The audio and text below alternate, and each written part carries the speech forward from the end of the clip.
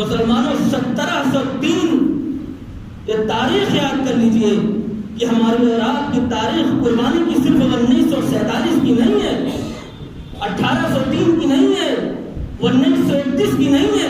یہ سب تو بعد کی جنگیں ہوئی ہندوستان میں اور ہمارے ملک میں.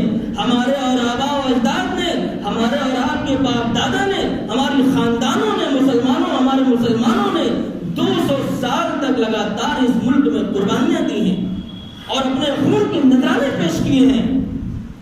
1931 میں جو ہندو اور مسلمانوں کو ملا کر کے جنگ پیش کی گئی وہ تو بہت دور کی بات ہے.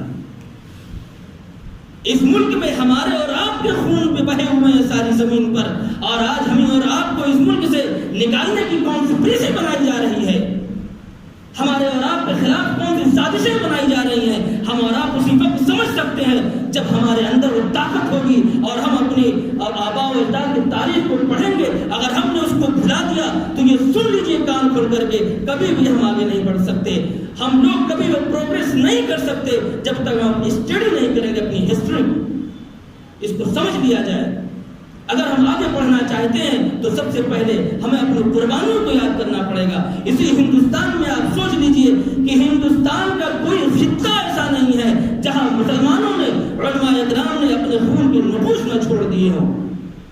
دلی کا کوئی علاقہ نہیں بچا تھا، مدنا پور کی بازار سے لے کر کے اور ایسے ایسے علاقے جس کا نام لینا مشکل ہے آج مسلمانوں نے بھلا دیا ہے.